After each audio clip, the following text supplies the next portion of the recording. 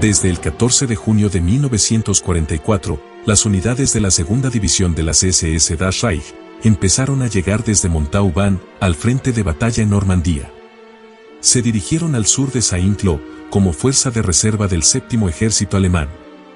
A su llegada, el general Friedrich Dollmann, comandante del séptimo ejército, ordenó a la división Das Reich que continúen preparándose para el combate y que despliegue tropas de reconocimiento entre Saint-Lô y Caumont.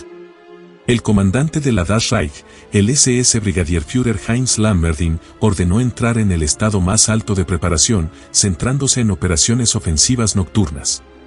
Básicamente, la preparación consistió en operaciones de evacuación y ocultamiento de la defensa aérea aliada.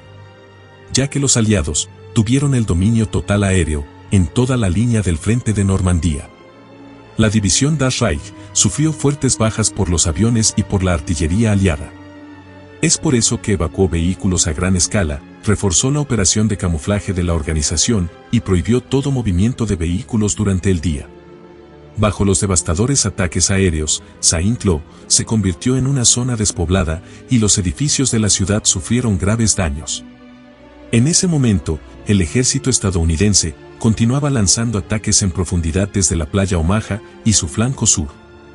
Más al este, las fuerzas de coalición británico-canadiense, junto con el apoyo de fuego naval y de la artillería terrestre, continuaron organizando unidades y lanzando oleadas de feroces ataques contra la 12ª División Panzer SS Hitlerjugend.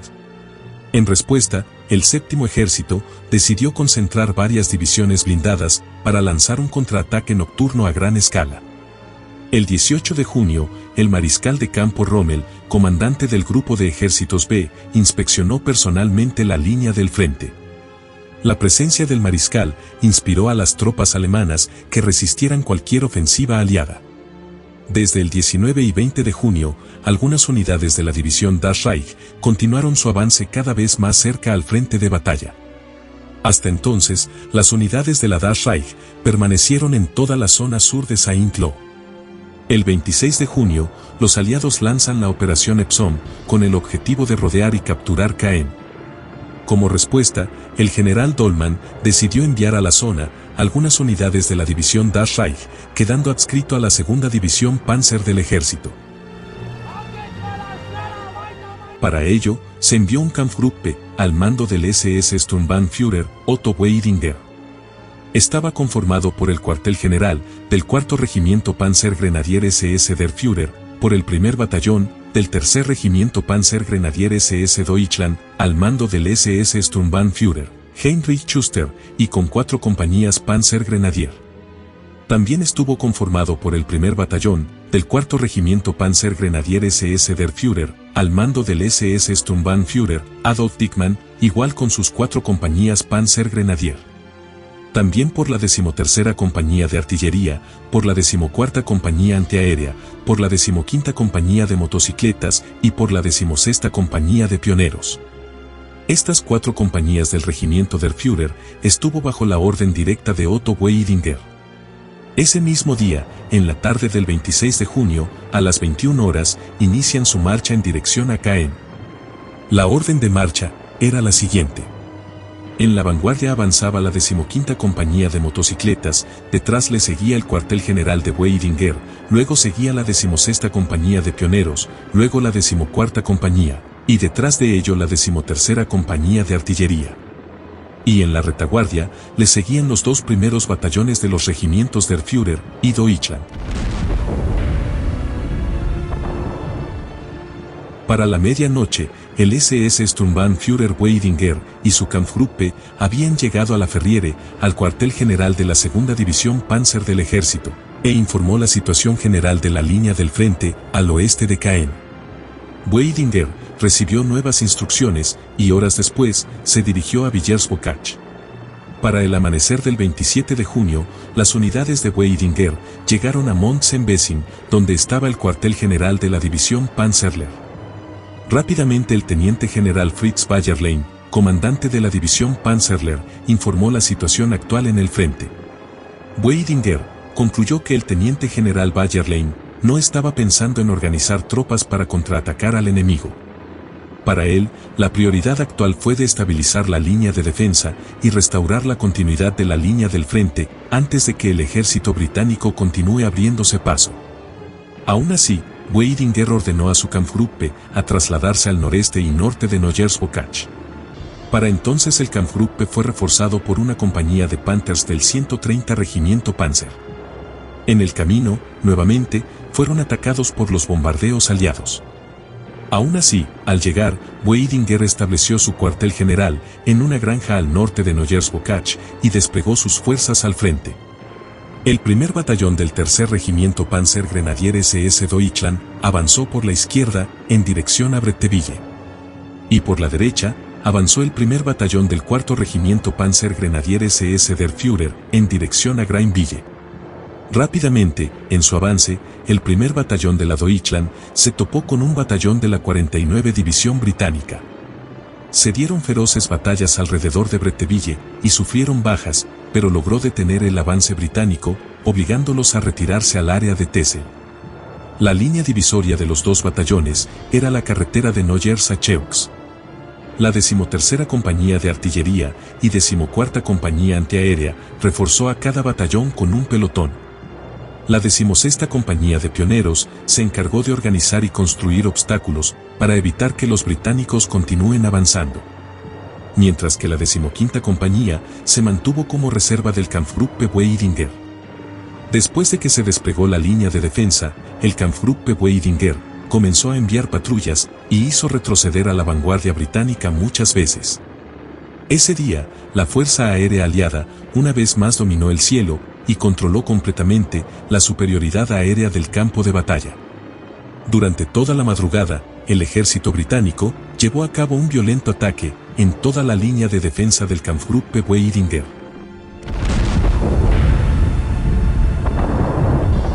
El 28 de junio, tan pronto como amaneció, el ejército británico, apoyado por un bombardeo de fuego de artillería, comenzó a lanzar un feroz ataque contra todo el frente de las líneas alemanas. Inmediatamente, el Kampfgruppe Weidinger se organizó y lanzó un contraataque en dirección a Grainville, ya que los británicos habían establecido una cabeza de puente a orillas del río Odon. El objetivo del día era atacar ambos flancos del conocido corredor escocés. En el otro flanco, atacaba el Kampfgruppe Frey, de la primera división SS Leibstandarte. Sin saber que Grainville ya estaba ocupado por los británicos, el primer batallón der Führer se topó con unidades del 9º batallón cameroniano. Rápidamente, se desataron feroces combates.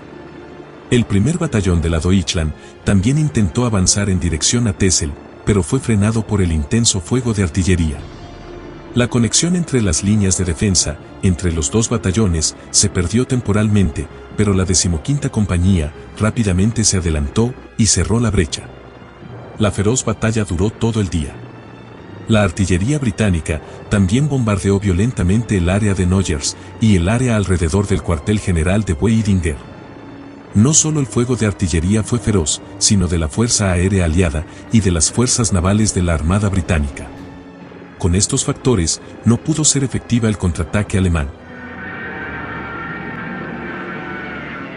Para el amanecer del 29 de junio, el segundo cuerpo Panzer SS, conformado por la 9ª División Panzer SS Hohenstaufen y por la 10ª División Panzer SS Frundsberg, ya estaban cerca del frente de batalla. Para entonces el Kampfgruppe Weidinger se separó del control de la División Panzerlehr y fue asignado a la Hohenstaufen. El contraataque del segundo cuerpo Panzer SS, comandado por el SS Gruppenführer Wilhelm Dietrich, comenzó en la tarde del 29 de junio. El segundo cuerpo Panzer SS entró en un complejo terreno cercado, y cada vez que recuperaban un pedazo de tierra, tenían que pasar por arduas batallas.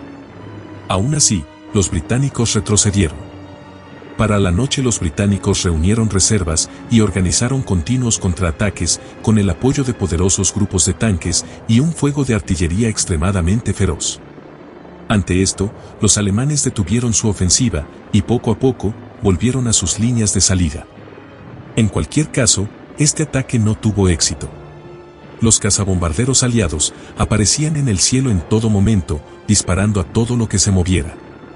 Como resultado, las unidades alemanas mencionadas quedaron completamente expuestas al fuego aéreo aliado, teniendo una tasa de bajas demasiado alta.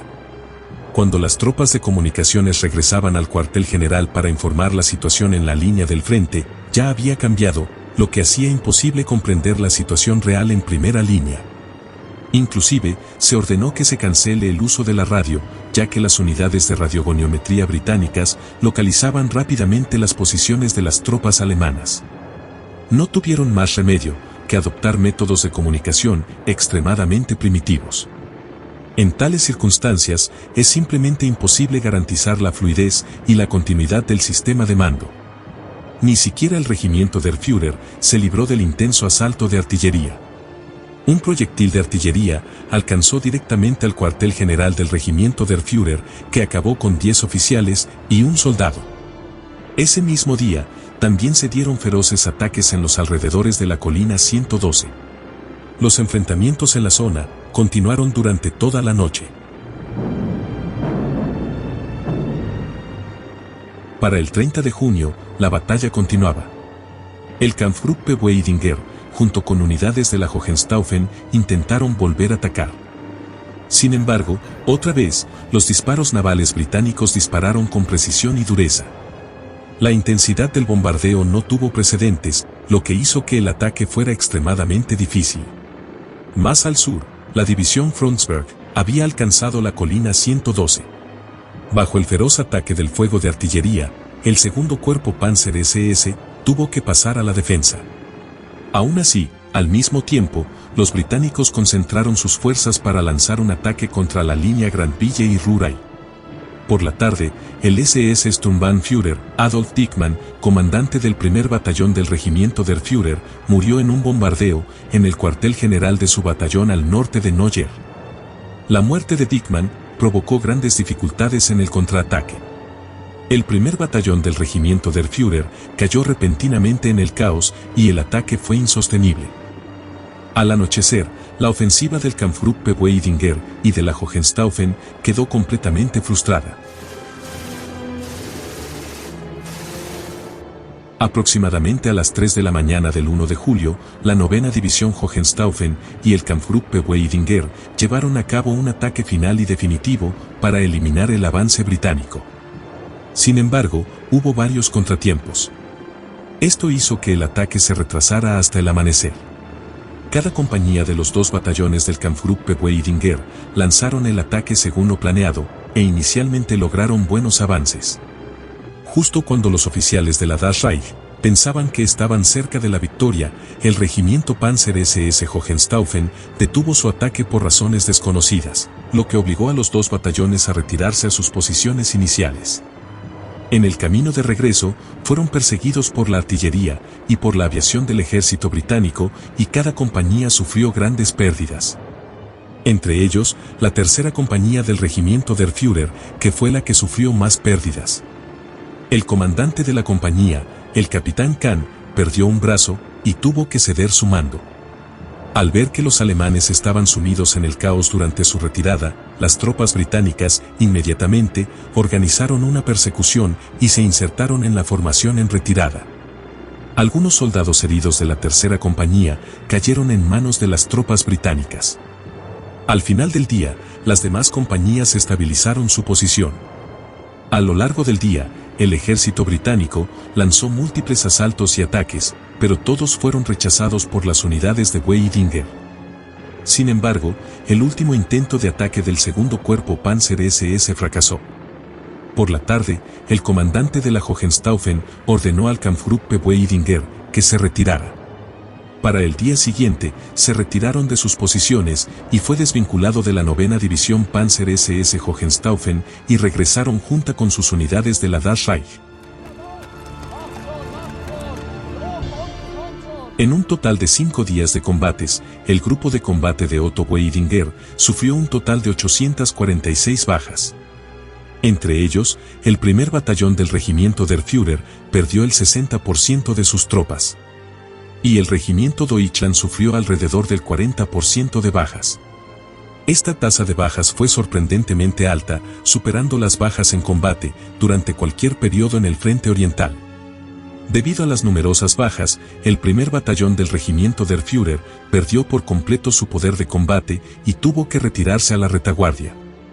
Por sus acciones en la batalla, el SS Obersturmführer Franz Grossmann, comandante de la primera compañía del regimiento Deutschland, recibió la Cruz de Caballero el 23 de agosto de 1944.